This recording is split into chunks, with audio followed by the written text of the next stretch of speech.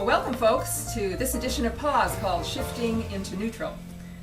Recently I've been reading Marshall Goldsmith's new book called What Got You Here Won't Get You There. And Goldsmith is an executive coach who works with high-performing individuals to try and help them ditch some of the behaviors that are actually holding them back from even greater success, and don't we all have those? So Goldsmith points out that many of our development efforts when we work at changing behaviors are actually focused on teaching people what to do, and that not nearly enough of our time is focused on teaching people what to stop doing along the way. And he describes this as, this last approach, what we need to stop doing, as shifting from negative into neutral, and suggests that that's much easier to do than to shift from negative to positive behaviors. An example of this that made a lot of sense for me was the example of someone who's experiencing strained relationships in the workplace or at home, and resolves that they're going to actually become nicer. So the goal of becoming nicer is a whole lot more difficult to accomplish than the goal of simply stopping being a jerk.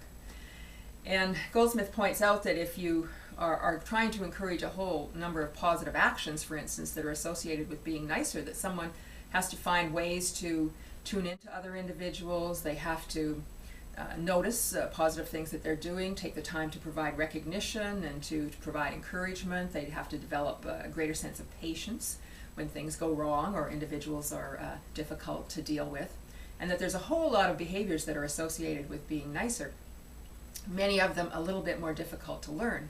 However, if you're vowing and resolving simply to stop being a jerk, what you really need to do is nothing. There's many situations that come up where the appropriate response is nothing. So for instance, if you would normally criticize, or you would ridicule, or you would engage in one-upmanship, if you're shifting from negative into neutral, you simply do nothing. You just stop those kinds of behaviors. So it's an interesting kind of distinction. And I was thinking about this in relation to the changes and transformations that we try and bring about when we're applying changes of behavior and activities associated with that to life balance and renewal. And so if we created a what to stop list, it might include something like stopping working late every day, or stopping muddying the waters of family time by being distracted with electronic tools and gadgets. It might include stop saying yes to every request that comes our way, or it might be something as simple as stopping the actions, or stop putting the actions that contribute to your health and contribute to your well-being at the bottom of your list.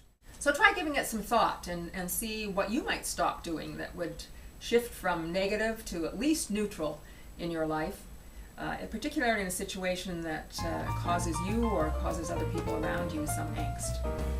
So there you have it for this week, shifting into neutral. See you again.